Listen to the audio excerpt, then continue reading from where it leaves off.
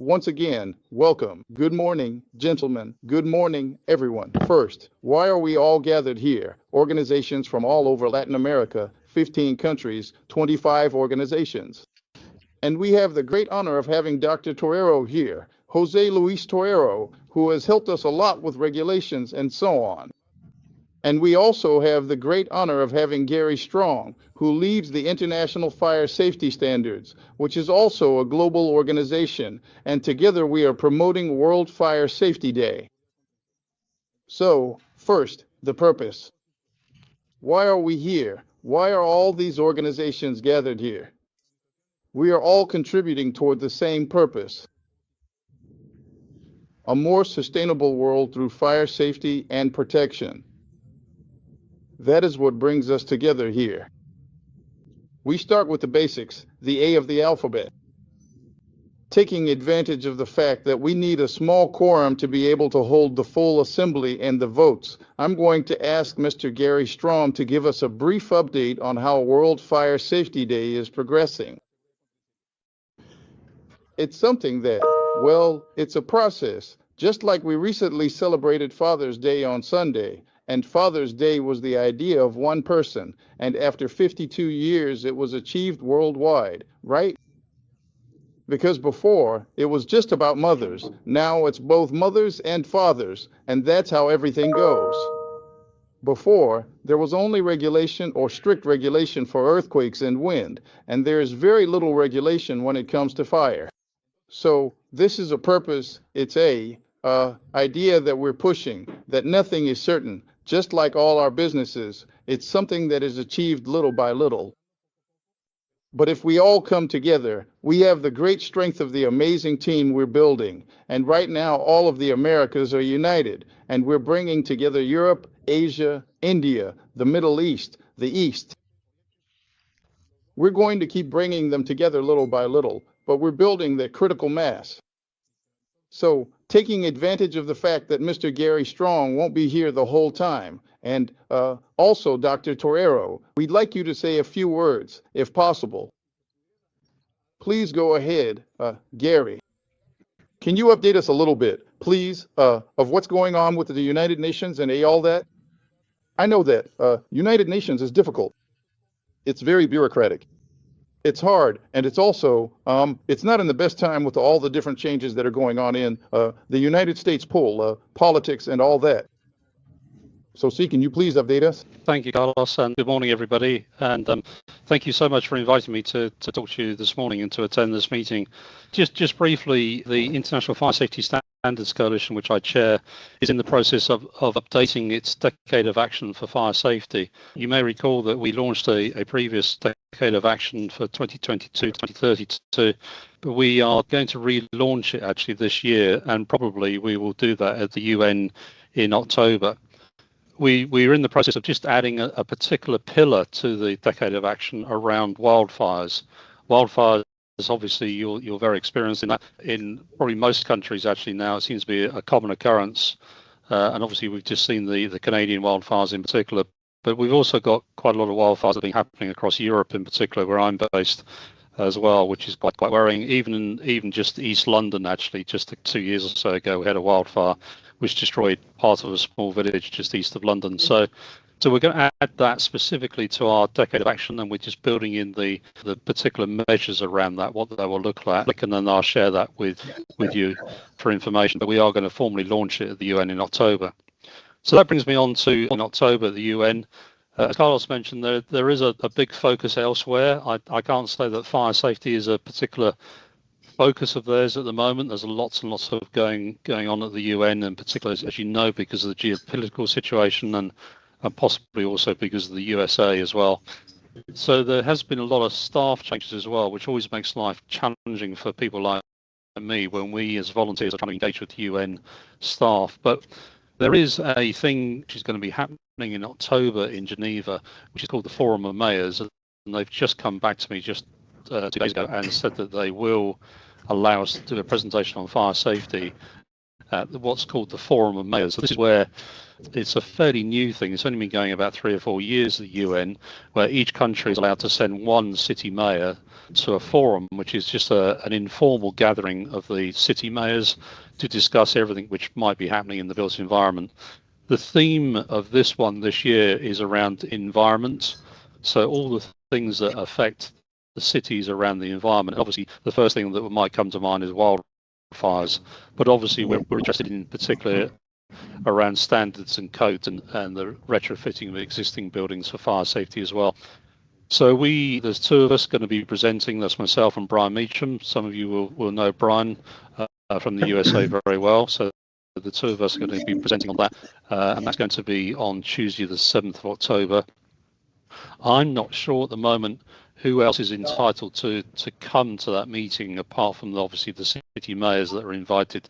So we're just trying to get some clarification around that. It'd be great if everybody could convene and we could all attend to listen to that engagement, because it is a great way of talking to at a not only just a national level but at city level with those who are often policymakers around fire safety. So we think that's a very important event for us. On Wednesday, the 8th of October, obviously that's the World Fire Safety Day, which Carlos and Latam have been promoting heavily. There is going to be a ministerial meeting all day, the UN in Geneva. And so far, it doesn't look as if we're going to get the opportunity to attend or to speak, because the UN are very focused on that ministerial meeting. We think obviously because of the wars that are going on in Ukraine and Israel, etc., that day will be very focused around those particular events. So we will keep working to try and get fire safety up the agenda, but I think at the moment the Wednesday the 8th is looking unfavourable for us. On the Friday the 10th of October, we've been asked to do a presentation again then to what's called the Committee on Urban Development, Housing and Land Management and Forestry around fire safety as well. So we do have definitely at the moment 2 events at the UN to talk to them about fire safety. The one we're still working on is obviously the 8th of October. As I've explained to Carlos and Roberto and the Latam before, these things take a very, very long time, and to get the formal recognition of the World Fire Safety Day, we have to take a motion to the UN in New York City. So that's a separate part of the UN.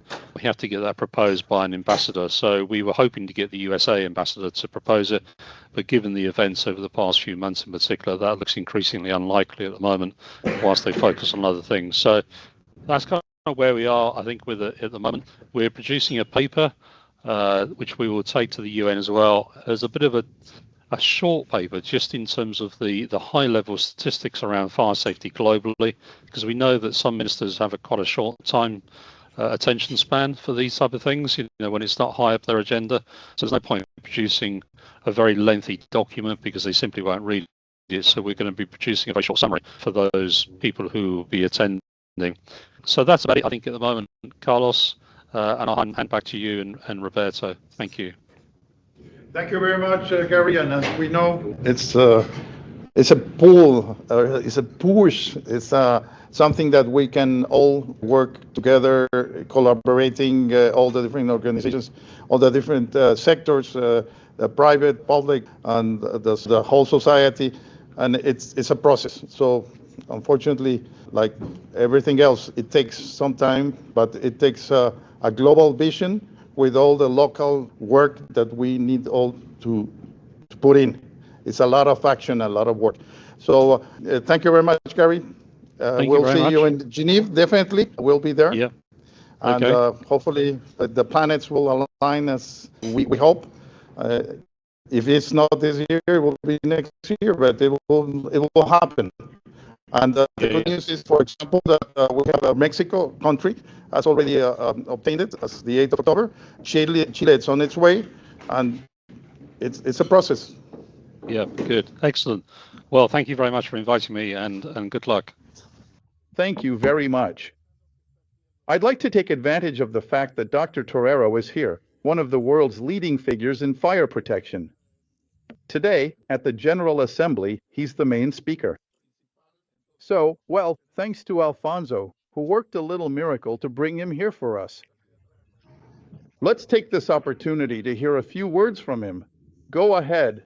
I just wanted to say a few words to thank you for the effort you are making as organizations in Latin America, coming together to share experiences, to share the challenges and the progress that is being made now in Latin America. Seeing this whole group from Latin America gathered to try to develop fire protection engineering is truly a dream that many of us have had for a very long time. We have already left behind the dark years when everyone was doing whatever they wanted, and today we are all working together to try to move fire safety forward in Latin America.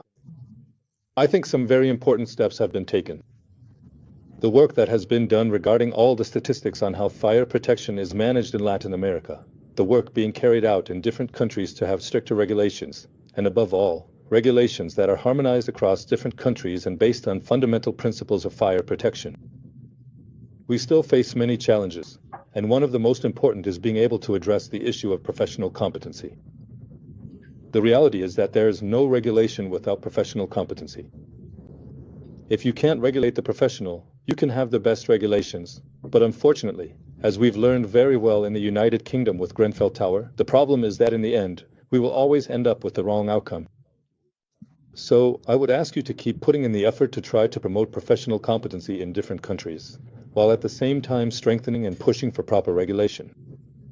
In any case, thank you very much for having me here for a few minutes. As they told you, I'm going to have to run out before 9 so they can put all the microphones and things on me that they need to. But in any case, I didn't want to miss the chance to be here for at least a few minutes to say a few words to you. Thank you very much. I think that since March we've made a bit of progress. You saw all the... But anyway, the point is to keep making progress little by little in each of the 4 pillars we have. Visibility, the area of education, professionalization, certification, which will get us to that point of regulation, but definitely capabilities are fundamental. So, thank you very much, Dr. Torero. Now, let's continue with the original program. Go ahead. So now we'll continue with the agenda related to the Assembly. We are going to start with item number 1, which has to do with the upcoming elections in 2026 and 2027, which will be held in Brazil. I don't know if you'd like to comment on this, Paulo, or maybe Carlos. Yes, good morning, everyone. I would like to invite everyone to honor us with your visit in Sao Paulo from August 27th to August 29th of this year for this important exhibition, which is Expo Incendio. There we have 2 important conferences, one from BSPK, the Brazilian Sprinkler Association, and another conference from ABPP, which is the Brazilian Passive Protection Association, here represented by Rogelio Lin. We are working together, ABPP and BSPK. It's a very interesting partnership. We expect to have 5,000 people there at this first edition, participating in the business fair, as well as about 500 people attending the conferences. So, for us, it's a very important event as a first edition, and we want to count on all of you from Latin America, the United States, and other parts of the world as well, in Brazil. We have the Latam PCI Assembly on August 28th in the morning, where we have the elections for the next presidency, and the points that have been approved are put into practice at this assembly. So, I invite everyone from now on. I don't know if Rogelio Lin and Marcelo Lima as well, who is joining remotely. He's a very important person for this event because he's in charge of the entire organization of the Sprinkler Conference. I don't know if Rogelio Lin or Marcelo Lino would like to add any information. That's all from me, and I'm counting on you. Please, Rogelio. Thank you. Thank you very much. Go ahead, Rogelio, please. Welcome. Good morning, everyone. I'd like to introduce myself. My name is Rogelio Lin from ABPP, the Brazilian Association for Passive Fire Protection. And for us, it's a great pleasure to be here with Latam PCI to develop all the possibilities and to give more value to fire safety professionals. Because in Brazil, well, we see that there are many challenges, just as there are throughout Latin America. So I think Expo Incendio is an opportunity for us to get closer. So I want to reinforce Paolo's invitation and also open the floor to Marcelo. Thank you very much. Excellent, Rogelio and Paulo. Thank you so much. And Marcelo Lima as well, who will be part of this organization. Is there anything else you'd like to add, Marcelo? Just quickly, there will be 2 conferences, I think, that are interesting, one about sprinklers.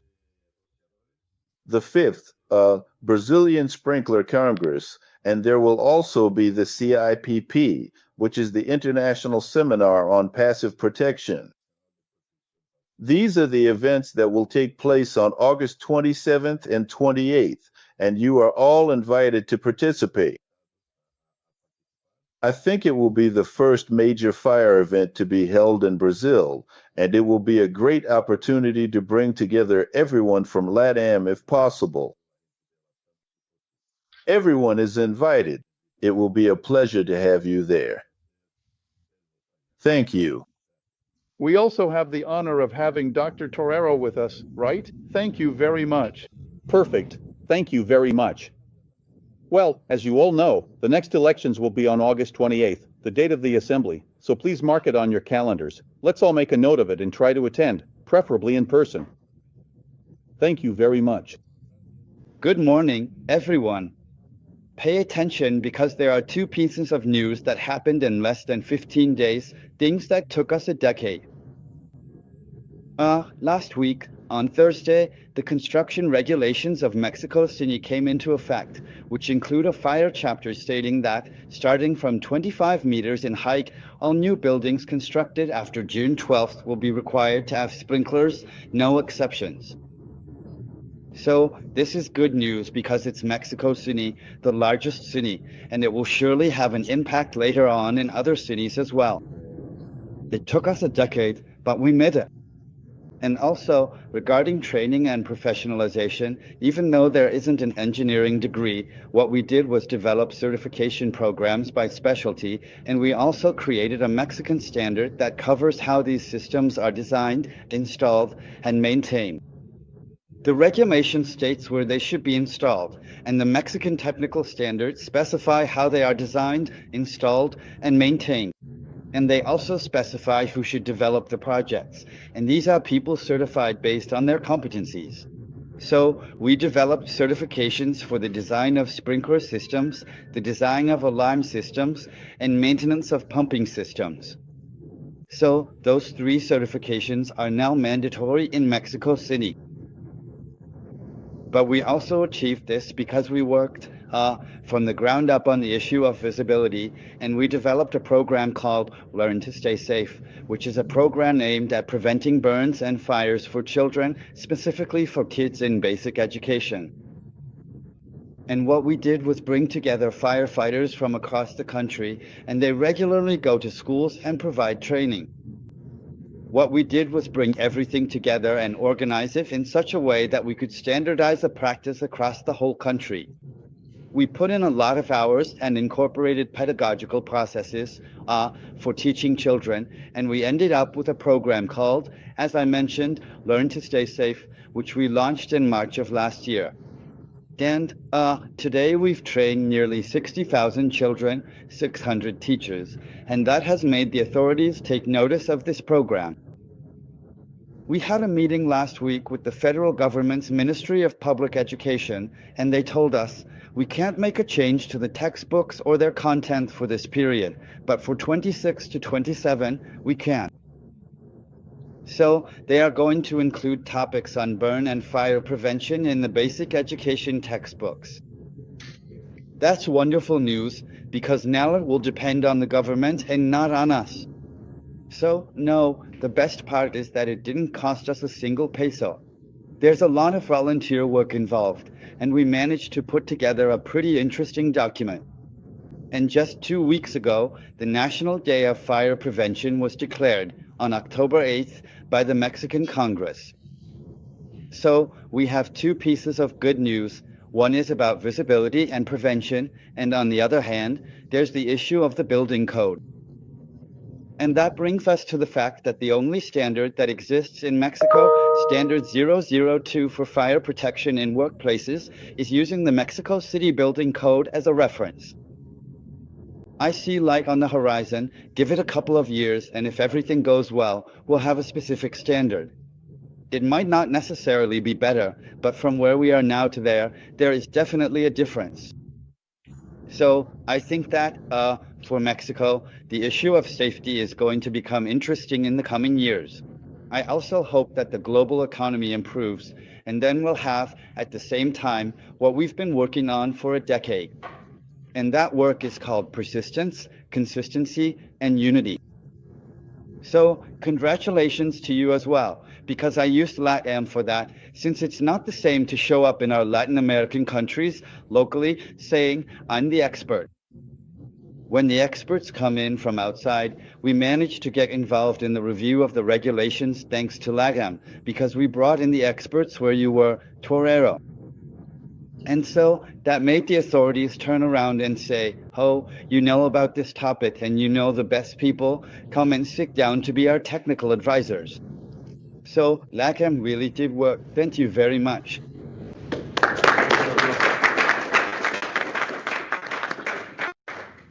So the ultimate goal is to change the regulation. But without this change in regulation, without starting with this part of making noise, visibility, the part we've worked so hard on in Mexico for the past 13 years with professionalization, education, and the certification process we have now, which we're going to expand throughout Latin America, the right conditions just don't happen. We're still missing a lot of things, but you see, it's a step that, if we work on it with those best practices, these big dreams will start to come true. Right now, Mexico City is also working with Jalisco and Nuevo Leon, which are, let's say, the wealthiest states in the country, to have them adopt these building regulations. It's very likely to happen next year. No doubt, because the one that usually sets the standard is Mexico, and it happens little by little. It's a process. And now with the Mexican standard, which would finally be official, it's a standard that hasn't changed in 30 years, so it's about time. That will help us make the world a safer place and, at the same time, grow our businesses. So, doing things right usually pays off, doesn't it? So, the next events we have, as you know, we've already announced the Expo in Brazil, which will include voting. We hope you'll join us. They'll be holding the election for the president there. Then comes the one in Colombia, which has always supported us, and they organize a special event for LATAM as well. We're very grateful to the whole team in Colombia, always so involved. Then comes the one in Chile, which will also coincide with our event in October. We hope that at least we'll have that event on October 8th in Chile. And hopefully, if the stars align, we'll also have it in Geneva. To top it all off, we'll finish in Guadalajara, Mexico, where the governor of the state will be present. Would you like to comment on anything? Thank you, Carlos. In fact, we moved the exhibition this year to the city of Guadalajara, the land of tequila and mariachi, because the governor of the state, due to the significant fires they've had, asked us through the fire department to develop a human safety and fire protection law, which is expected to be ready by September and will be inaugurated in October so it can be presented. So Mexico City and now Guadalajara will have a mandatory regulation, especially regarding sprinklers, and that's what led us to take the exhibition there. So we're also going to have some very good news this year. Thank you. A quick question. There was a small oversight on my part. We went past this slide talking about this great effort being made by the people in Chile, and I haven't handed over the microphones. Rodrigo, are you here? Or Cristobal, would you like to briefly comment on this, please? Well, regarding this topic of the National Fire Safety Day, it's part of the work that ALATSI has been doing, collaborating with the legislative branch on a law that would require new homes to have smoke alarms installed. And as a result of this work and the connection we established with a committee, the Emergency, Disaster, and Firefighters Committee of the Chamber of Deputies, we have brought to the table the idea of creating this day at the national level and for it to coincide with Latam PCI's aspiration for the World Fire Safety Day. We submitted the request just a few weeks ago, and as the days go by, we hope to have news to share with you. Perfect. Rodrigo, anything else to add? Cristobal? No, my friend. I don't think there's any need to go further into it. Once again, thank you very much. Now, let's continue with the education group, shall we? As you all know, we have a huge and ambitious project ahead of us. We're talking about the much discussed and much worked on virtual library, where the goal is to create a single access point that consolidates all that educational content, but also does so in a way that's easy and agile. Well, so far we've completed this phase of the platform's development. I'll hand over the mic now. Please, Marcelo Lima. Go ahead, welcome. Good morning. Thank you, Roberto. Good morning, everyone. Regarding the education group's work, I'd like to remind everyone that at the beginning of LATAM, when we first started thinking about LATAM, a survey was prepared with many people about what LATAM's purpose would be and what its objectives should be. And the number one issue in this survey of many people, the main topic, was education, the lack of available material for professionals to gain knowledge. And that's how this group was created.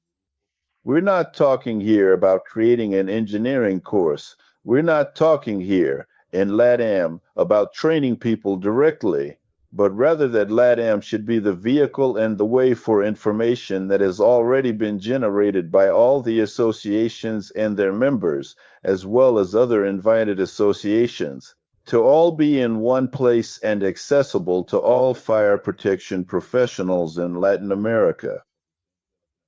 It's been a rather long and somewhat difficult job, and quite slow, but we've now reached a significant point where the platform is indeed ready.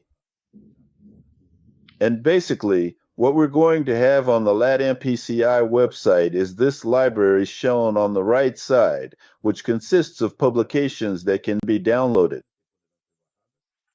And these publications will be added to the library by each association using their own format.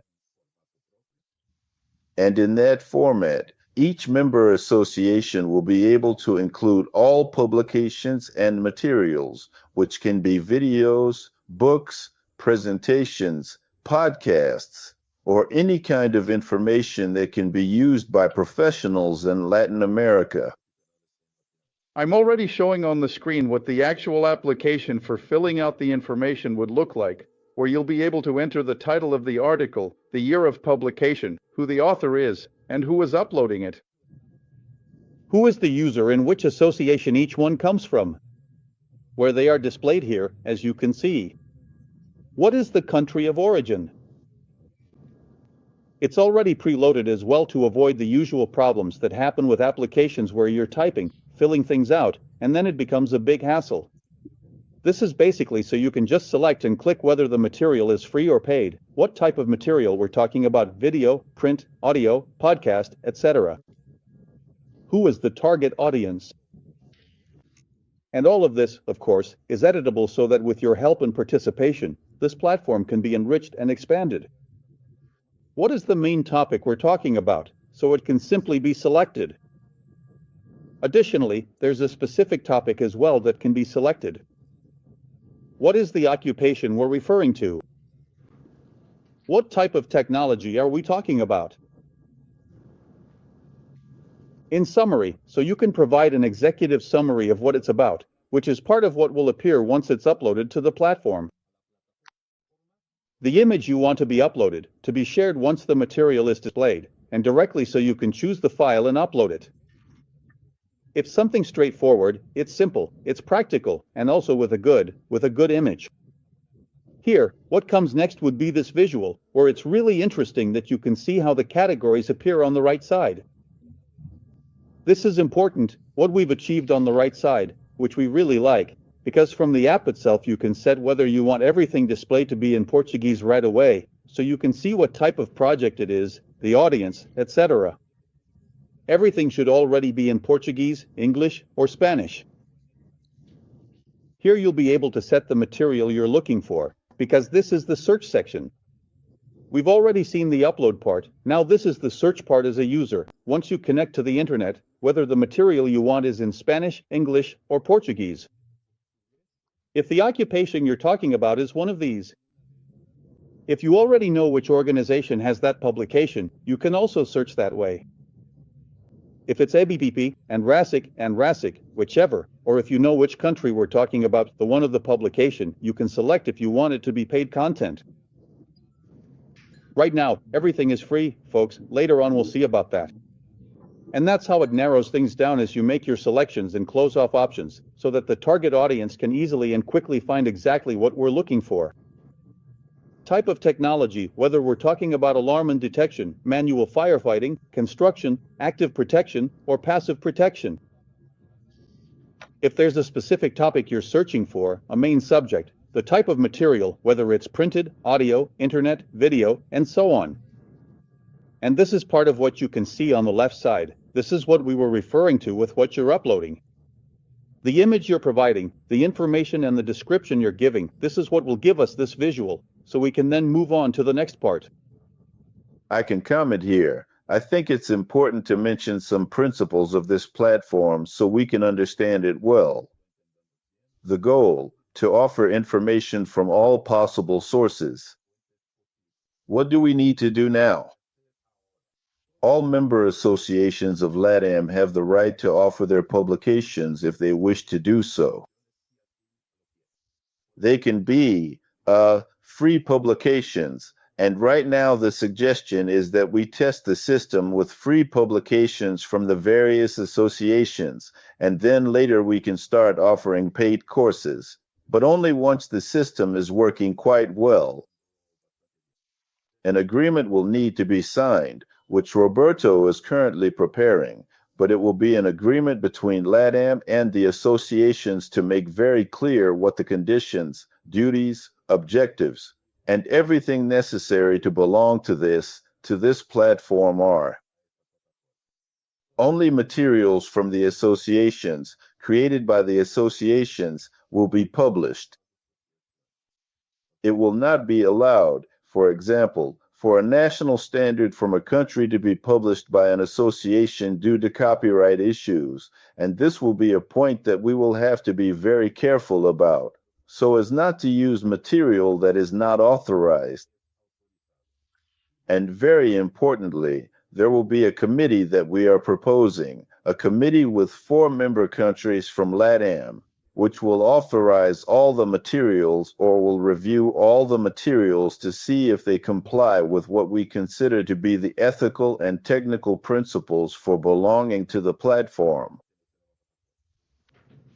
Those are some of the criteria. All formats are accepted. You can have articles, books, reports, courses, webinars, recorded conferences, podcasts. All of those can be included there. It's a platform open to everyone. It's not something restricted to LATAM members. The goal is to spread information as widely as possible. It's important to emphasize that LATAM will not generate material. LATAM will be the vehicle for the members' materials. There is no competition from LATAM when it comes to producing training materials. In addition to LATAM's member associations, LATAM may also, at its own discretion, select or invite other associations that are not members but have materials and are interested in publishing them, so they can also use the platform.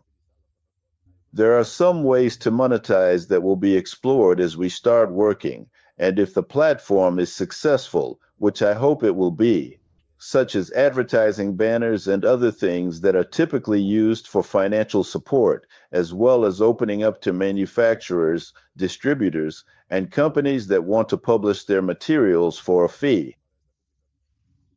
The committee, I already talked about the committee. This is where we are right now. I think that at this point, from now on, since we have the platform technologically ready, which was a major challenge to get to this stage, but here we are. Now it's time to talk with each association and every LATAM member to sign this agreement, and then start uploading the materials they're interested in. Thank you very much. This final part about the evaluation committee was quite clear. Let's remember that once we fill in the information and upload it, it won't automatically appear on the platform. It has to go through an evaluation committee. That evaluation committee will review the content, and of course, they'll be given a certain amount of time to complete that review. Imagine you upload something and they get back to you 6 months later. That can't happen. But it's also important to set a time frame so that the process is quick and agile, so that once it's authorized, you just click and it gets uploaded directly to the virtual library. Marcelo, thank you very much. Let's continue now with the certification group. As you all know, our leaders. Cristobal, do you want to say something, Cristobal, to get us started? Progress is ongoing. Good work has been done, and several things have been agreed upon along the way. Fortunately, since the last meeting where we called on all the presidents from the different associations to take action and appoint someone from their association or more than one person to participate, the group has been enriched. We hope to be able to use that resource in the best sense of the word to continue into the next stage. There is a path laid out that has taken us more time than we initially projected, but we are already seeing results.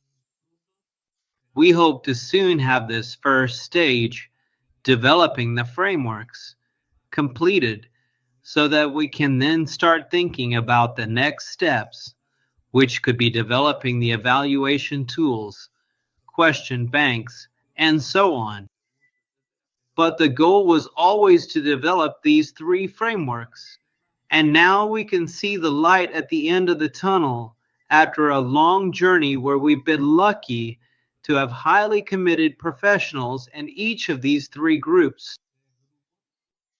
So for my part, it's a pleasure and an honor to be leading and supporting the great work that Giorgio, Marcelo, and of course my dear Paloma have done. Chris, thank you so much. Let's continue. There are several benefits that we already have, and it's important to highlight them. What does it mean to have these competency standards that, in this first phase, the initial phase, we already have? And I'll hand it over to our friend Raul. Please, go ahead.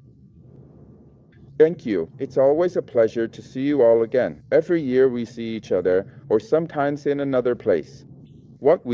There's been a lot of work done, for example, on the regional unification of technical criteria, competencies, and training, right? And that allows us to harmonize the required skills across all member countries of the society.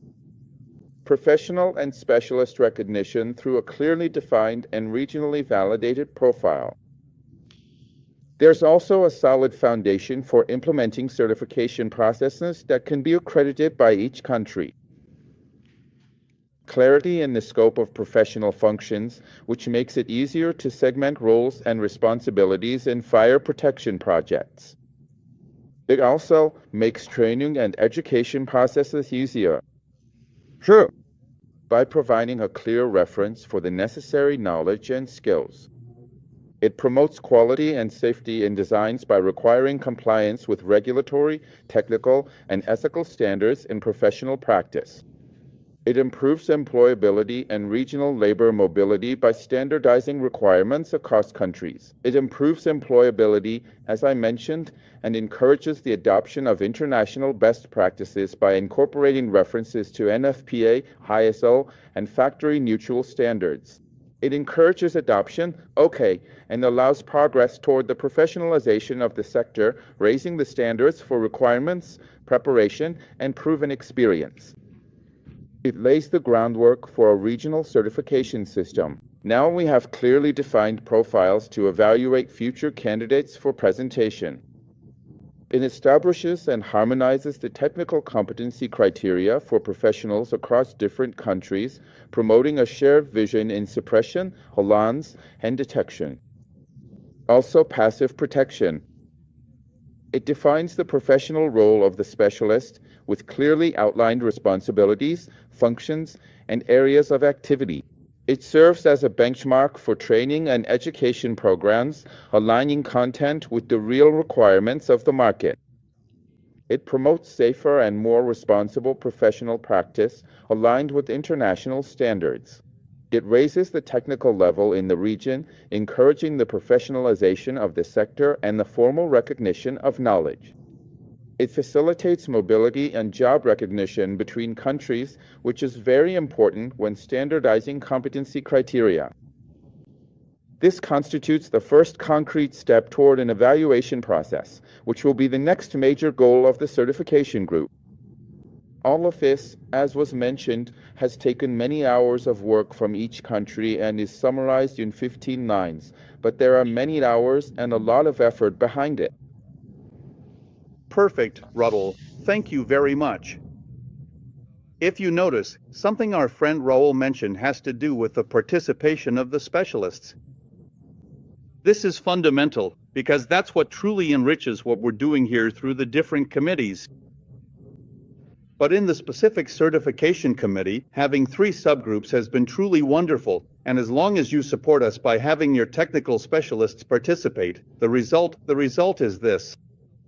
Once again, my recognition goes to Paloma Carolon for the passive protection area, Marcelo for alarms and detection, and Giorgio Silva for suppression. My deepest appreciation for this tremendous leadership effort you are making. I would like to invite someone up here who is key for me at this moment. Sandra, if you'd like to come up to the front, please. Someone who has been by my side, regardless of the leaders. The truth is, Sandra Nava's participation and support from Amersi, Mexico has been essential for us to keep moving forward, and unless the people from Amersi twist my arm or something, I'm not letting her go. So, with your permission, Sandrita, please go ahead. Good morning, please. Good morning, everyone.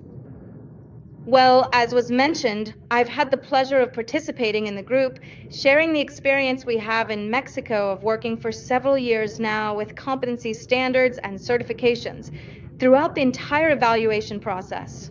So, I'm sharing this experience so that evaluation instruments can be developed based on these competency standards, which are practically finished now, and we're already at the stage of starting to work on the evaluation instrument. So, it's a pleasure for me to share this experience, to try to take the good and the bad, so that this turns out even better. What is this part of the evaluation going to consist of?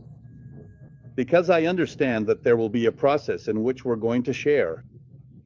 Here we have, for example, this table, where once we have the competency standard, in each of the modules there is a series of deliverables that each of these standards has for each phase. And here, something very important is to establish whether the phase we're talking about falls into a high, medium, or low category. And that's something that might sound easy, but it's not so. It's not so easy to determine when something falls into the category, as we were saying, of high, medium, or low. That is, what happens if we determine, as in the case of the high level you see on the screen, speaking of criticality, that it fulfills the essential safety functions? In other words, these are the elements given to each of the participants so that now the different associations can help us evaluate, just to establish if, based on their own, if in their judgment it is high, medium, or low, in order to close the gap, in engineering terms, of the criteria and have a harmonized standard among all of us to be able to determine whether that part of the module is high, medium, or low. High if it is critical, medium if it is relevant, or low if it is at a support level. And once we have that, we will move on to the stage of being able to evaluate, and once we have this perfectly harmonized, the next step would be to work with the questions. Is that correct, Sandra? That's right, yes. Once the competency standard is finished, where all the points to be evaluated are listed, those points are then basically divided into two groups. One that will be assessed as a practical part, and another that will be assessed as a theoretical or a knowledge part. Each of these points will then be called an item, and each will be assigned a weight so that a score can be obtained, and from there, it can be determined when the required competency has been achieved. Each of those points contained in the competency standard must first be classified according to their level of criticality, and we have 3 levels: low, medium, and high. While we certainly know that all of the various points mentioned in the comprehensive competency standard are indeed important, there will undoubtedly be some that are absolutely critical, where the complete absence of just one single element of them could potentially cause an entire system to completely stop working and thereby put precious lives or valuable property at significant risk. So, that's why it's necessary to classify each of these items, now called reactives, into these 3 groups, and from there comes the topic of weighting, which would be a final phase to further detail the instrument. And obviously, each of these points that will be evaluated in the competency standards will have, for each one, a series of questions or a series of exercises, if we're talking about the practical phase, and questions to assess the knowledge part. And that's how the exam or the evaluation instrument is developed, as we call it in Mexico. Perfect, Sandra. So, to recap a bit, it's really interesting because the person who is going to be evaluated, the candidate seeking this certification, we see that the exam will consist of 2 main parts, the theoretical part. And since we're talking about a competency standard, by the way, that word took me a long time to really understand, but we're not just talking about knowing the theory, but also about knowing how to actually do the activity. So, the exam has these 2 big parts. First, the theoretical part, with a score with a weight of about 30. About 30% of the total value of the exam. And the other 70% is about you have to show you know how to do things, which is already about the exercises, and obviously the big challenge is that this can be done virtually and within a set time, which nowadays is roughly around 4 hours, as we estimate. So, as you can see, it's a big challenge we're taking on, and it's thanks to the participation of all of you and of such valuable people like Sandra. Go ahead, Victor. The 3 standards are based on ISO. That allows us in the region to later adopt them and see if they can be taken to a local authority to make them mandatory at the local level. So, standardizing at the ISO level also means that each country will need to have some organization in place to validate the local certification and make it official. But what's interesting is to standardize and provide traceability for the entire region. And this is really important, because here we're talking about a Latin American regional collaboration. Okay. But we need you to take the necessary actions locally so that in your respective countries, with your regulations and the way things work there, you can achieve that certification as a foundation. And well, we understand that this is based on a worldwide global collaboration, right? NFPA are global standards, International Fire Safety Standards, P principles. So it really is important that we all align ourselves in this same way. Honestly, Mexico has worked very well, the level of competence has increased a lot, and obviously competing with professional people is very different from losing projects to people who don't even know what they're doing, right? And they just end up ruining the market. Perfect. Thank you, excellent work. Thank you very much. That's right, later on we'll be able to talk about some workshops where we can share best practices. Because I'm sure there are many places where you might ask, hey, so which utensil do you use to eat this dish with? Right? I mean, how do I take it to an authority? How can it be presented and how can we make the most of it? But this, without a doubt, just as Mexico has done as a good example, once you bring this to the authorities, you're already coming in with a big part of the work done. For the authorities, that's worth its weight in gold. Thank you again. Well, I wanted to thank you for your time and give you a brief summary that Carlos asked me to prepare for you about Peruvian regulations. A moment ago, you talked about the issue of competencies, and that's a big part of the problem, professional competencies. It's taken me 20 years to get this to work. So, to keep it brief, since 2006, Peruvian regulations have had a good, solid foundation with a series of NFPA standards. And I applaud the efforts of Mexico, Colombia, and other countries for including NFPA standards in their regulations. In Peru, NFPA 13, 14, 20, and 15 are mandatory by national regulation. And in the hydrocarbon sector, it's been in place for 30 years, even longer. So, what's the problem? The professional competency of the authority. So, as long as the authority doesn't know or understand, then the designer, installer, integrator, and the owner who buys everything are faced with a system where, when reviewing plans or installations, the authority says that sprinkler doesn't comply because it doesn't match the ceiling color. Those kinds of comments are what undermine the system. And obviously, the big issue lies with those being regulated, which is the private sector, who quite rightly complain about an unfair, abusive, and overbearing system because in the end, they are the ones who sign and approve things. That's why it's essential, as Torero said this morning, not to separate regulatory work from work on professional competencies. Professional competency has to be present, and that's basically what today's presentation is about.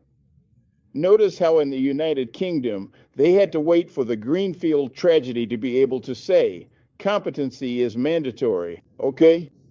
And all of us who are in this business are realizing that it's increasingly important to look at the big picture of integrity. Production with you is a single solution. It's not water, it's not an alarm, it's not passive, it's not evacuation, it's a solution, okay? What's happening right now in Peru? The 2006 regulation has had some modifications, and in 2017, as I mentioned in some previous meetings, a huge effort was made to extend what was still pending. Things are still pending, tunnels, other aspects, and some improvements.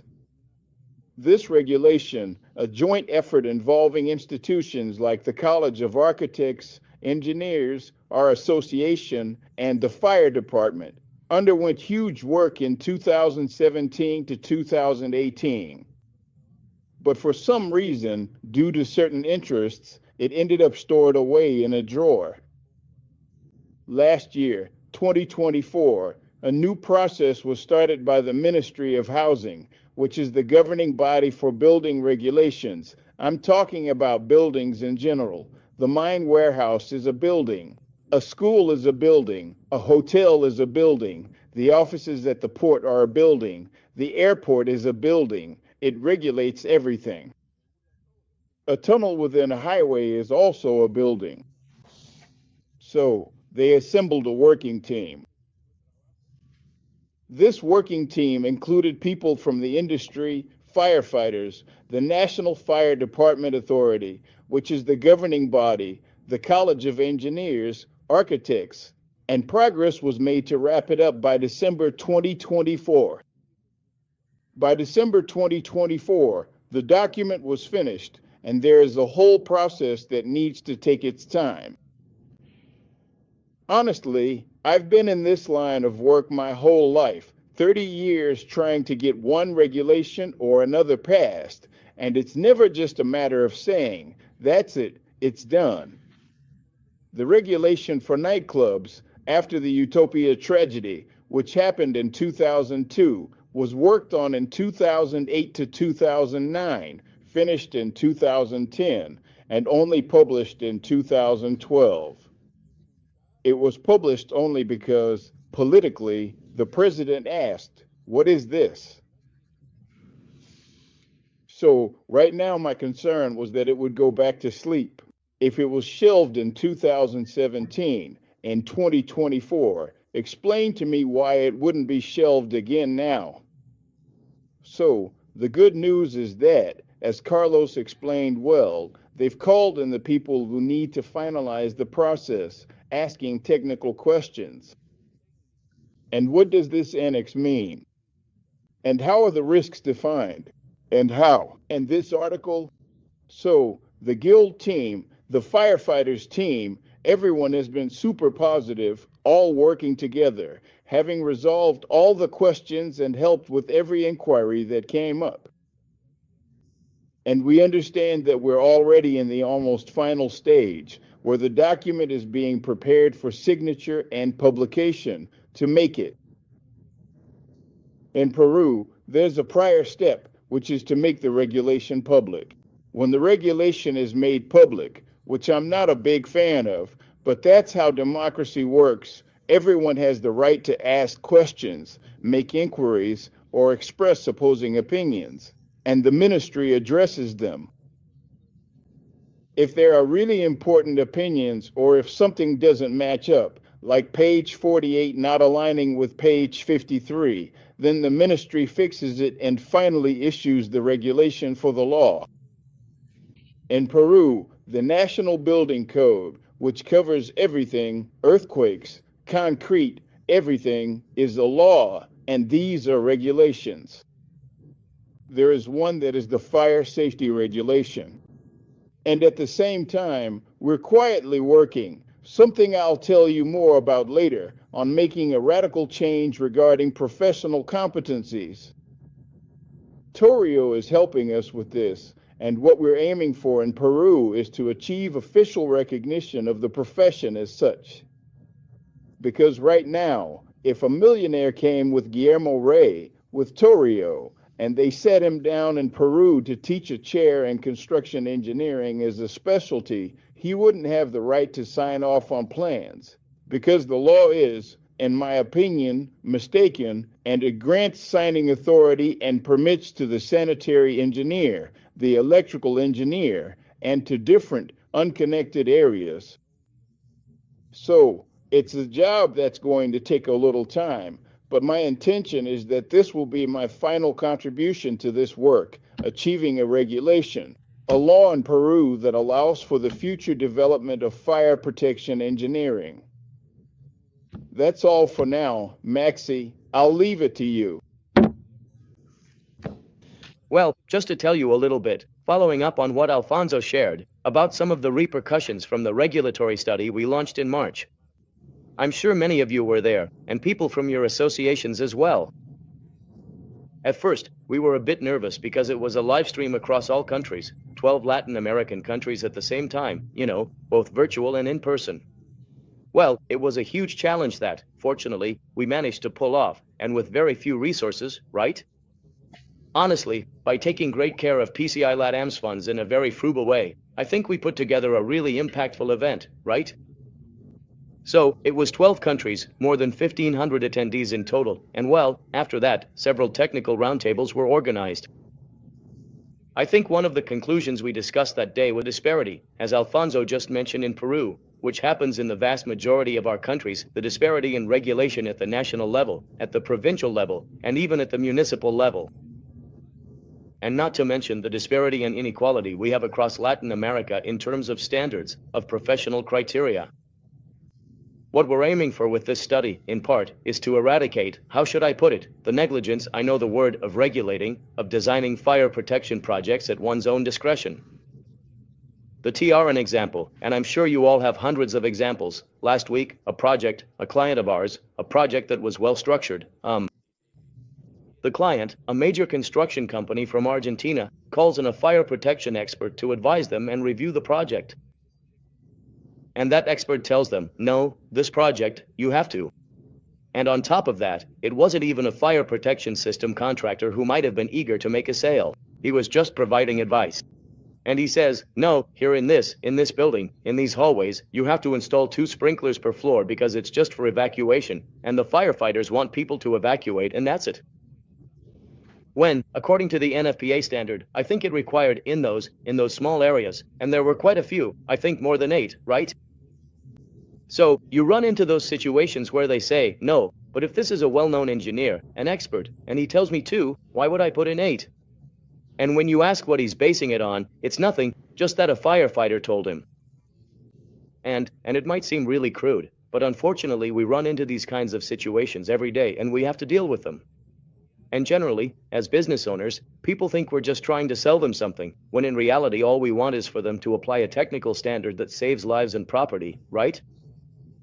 Well, with this regulatory study, what we're aiming for is to have that impact so we can eliminate these kinds of issues from Latin America. Some of the repercussions of what happened in Argentina.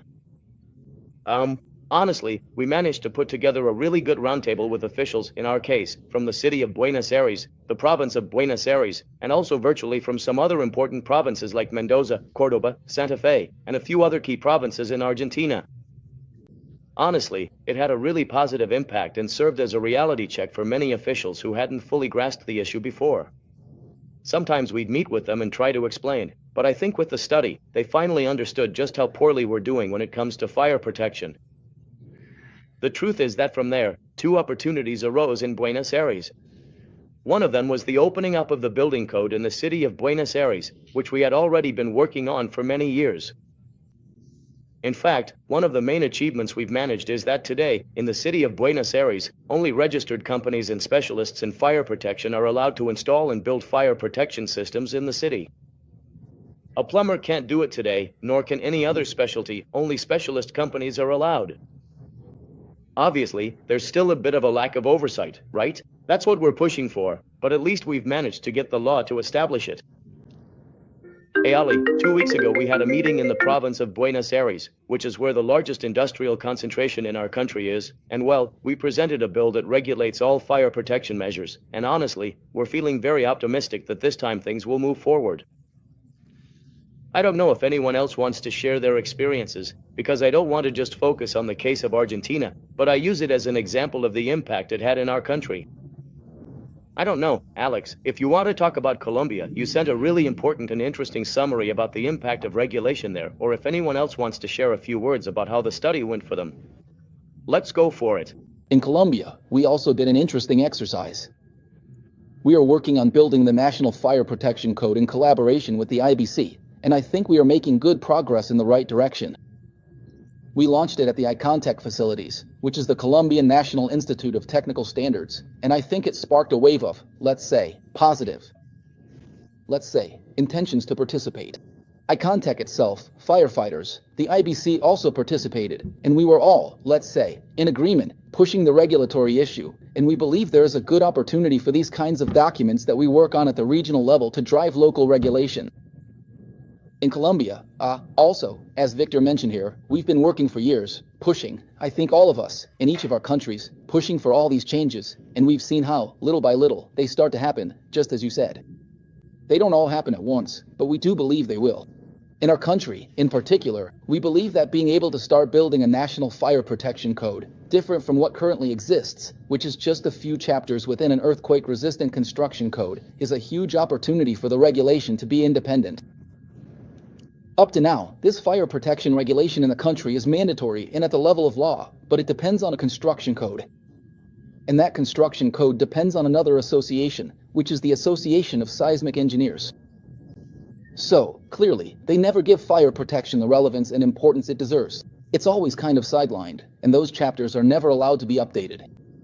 And for us, it's very difficult to give our opinion and to build. So, with the creation of the new code, what we're basically aiming for is to make this code independent and eventually bring it up to the level of law, which would allow us to work together. I think there's a good energy from all the organizations. The national firefighters have also joined the initiative, as well as the firefighters from Bogota, Medellin, and Cali. And I think there's important work being done here. I think the study was wonderful, and I believe its goal is to promote regulations. A lot of people consulted us about the study, asking what happens here, what happens there. So, I think this gets people moving things forward a bit more. So, congratulations to Maxi and the whole team behind this study, because it has surely been a very important job that has required a significant amount of hours from all of us. Anyway, you only see it condensed into a few pages, but behind that there are hours and hours of work from everyone. What really matters is being here today with you, talking about it, and continuing to push for regulations in Latin America, as you all keep doing. Just two more things. I mean, when we analyzed why we did this study, when we looked at fire protection in Latin America, I always say there are three common denominators, right? Lack of regulation, lack of enforcement, and lack of awareness. The best example I always use, and some of you have heard me say this, is the seatbelt, about 25 years ago. 25 years ago, most of us didn't wear seatbelts and we didn't even notice. We were happy and didn't realize it, whether we were driving or being driven, or even when you took your kids with you, you didn't notice that the most precious thing, your children, were loose in the car, right? So, I think it's the best example that applies to the current reality of fire protection. I think we're at that moment where, back then, seatbelts became a priority, and today it's fire protection, right? Like you mentioned, Argentina, Alex, Mexico, Peru, all these examples you're talking about, there's a boom. There's a moment where I think it's becoming. It was hard, it's still hard, but it's happening. I think this is our moment. What are the next steps for the regulatory group? Obviously, it will then be submitted to the board of directors and to any new contributions that might be made. What we want to do now is generate some good buzz. We managed to conduct a good study. We got concrete data on the state of Latin America. So, what we're going to do now is a dissemination plan on social media, which gives a lot of visibility these days, and through the main magazines and leading institutions across Latin America. We're going to produce a monthly article where we can showcase different perspectives from the study, different excerpts, where we can make an impact in professional associations. We're going to ask you to help us spread the word, even within the professional associations in each of your countries. So now we're going to make some good noise, the kind Carlos always talks about, to give a reality check about what's happening in our countries. We're proposing to participate if you can give us a little space at the regional events in each of your countries, or for a small discussion forum, a roundtable with officials from your own countries, to have a debate table with this study and to support each of your associations in promoting regulation in each of your countries. And we also said that 1,500 people saw the study. Of course, we want to reach 50,000, 100,000, 200,000 people, so we're going to keep spreading the word and explaining what this study is about so it gets the reach it needs.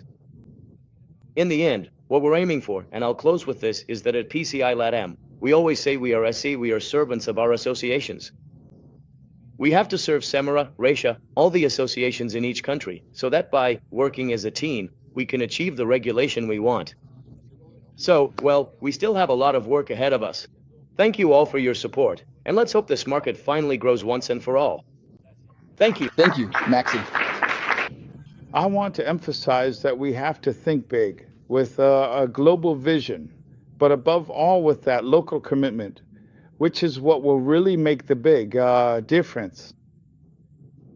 It's, I believe, as we saw in what Alfonso Panizo told us about Peru, a long, tedious, complicated, difficult process, but in the end, good always prevails. So I invite all of you to join this great effort, this great struggle, to come together under the banner of World Fire Safety Day, which is a banner that can unite us all, and the impact that comes from that unity, the strength we create together as a network, that strength obviously gives us much more impact. It's much easier to get there together than alone. And obviously that impact will be felt and will keep multiplying globally. We're achieving this by, well, walking, talking, taking action, going out there, and well, all of us, each and every one of us, I'm trying to do it internationally. I'm stepping down as president next year. But I'm more than happy to keep supporting you all on the international side. But everyone has to do it locally, because unless we think that we can multiply this, and unless we get help, as you've seen, we've made really significant progress. I think people always praise you, right? I mean, the suppliers and so on. But I think what we're doing is actually working. We have some members of our board here.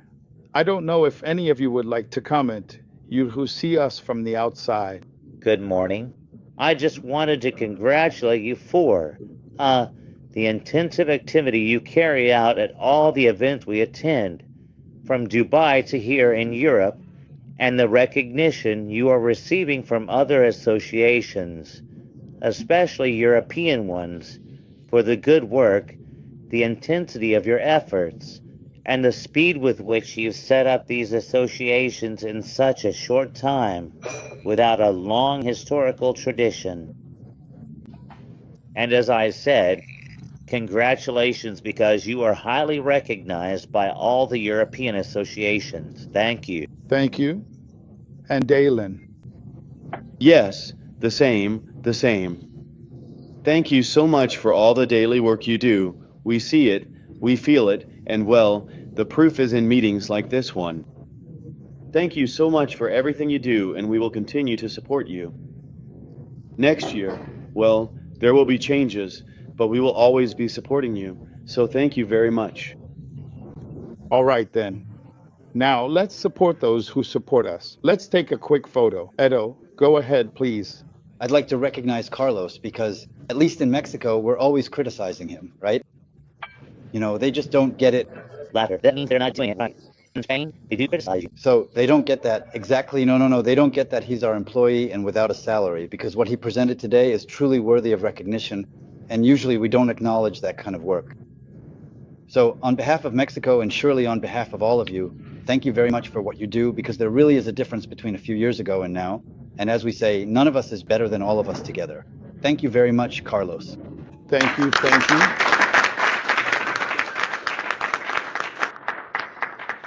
But it's the team, and well, as we all know, no one is a prophet in their own land. But well, we just have to keep pushing. The important thing isn't what people say about you. The important thing is what you believe about what could happen. You make the difference, and we have to make a change that impacts the world. And here it is. So go ahead. No, basically just to remember something. Well, like Victor said, sorry to interrupt, I was also going to thank Carlos, because honestly, it's been a marathon effort. The number of trips you see in the photos that he has taken is impressive, and surely the contacts we've made with different institutions have been thanks to Carlos's work, undoubtedly selfless, as Victor mentioned, and I think we've been a team that's been working together. Of course, we have our differences, different points of view and so on, but I think we're making progress, and as Victor said, what started a couple of years ago is now coming together thanks to everyone's work and, obviously, mainly because of Carlos. So, thank you, Carlos, for that, and thanks to the team, because I know that Victor and everyone else, through their associations, have also helped a lot to make this happen. And I just wanted to say something, Carlos. Obviously, we're all building the network together, right? And there are some little protocol things that slip by us, and I just want to mention them here because, according to the bylaws, in today's assembly, we should have reviewed the financial statements. So, we didn't review them, and I don't know if we should record that in the minutes so it's on the record, because it's a protocol that needs to be fulfilled to leave it for October, to bring it to... For August. In August, right? Because it's important that, in fact, the assembly should have been held by the end of March. We couldn't hold it either. It's difficult because we're all former foreigners, and it's not easy, let's say, to get everyone on the same page. But these are little things we need to make clear, because part of the protocol is also to ensure clarity in complying with the statutes that are currently in force. And well, as the secretary of the assembly today, I have to say it and I have to put it on record because it's important that we don't forget that we also have to follow the protocol and what's written, so it's clear to us, Carlos, and we include it in the... Of course. No, and it's fundamental. That's exactly why we need, I think the push has already been given. Now what we need is continuity. That's why we need new people. Like I say at my company, I need someone to kick me out of my position. So here I already need you to kick me out, because you all need to take on that role. No one is indispensable. We don't want anyone to be indispensable. I don't want to be indispensable. But we need to, as you rightly point out, and we have formed every 2 weeks to get together, and dot the I's that we sometimes miss. So, excellent, my dear Alexis. And it is obvious that it can happen to us equally when... So, how many years have you been president? From Colombia? Yeah. 10. Just 10. Well, for something he wears it. But we need you to be kicked because if not... Yeah, next year they'll kick me out. I'm leaving next year. Well, thank you all very much. A photo here, please. We went too far. Thanks to all the participants.